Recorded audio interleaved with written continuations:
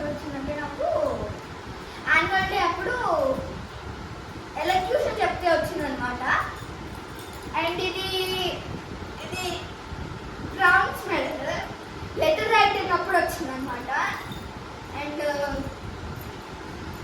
ఇది ఎప్పుడు వచ్చిందంటే ఇది ఎప్పుడు వచ్చిందంటే నా ఫుట్బాల్ కాంపిటీషన్కి వచ్చిందనమాట.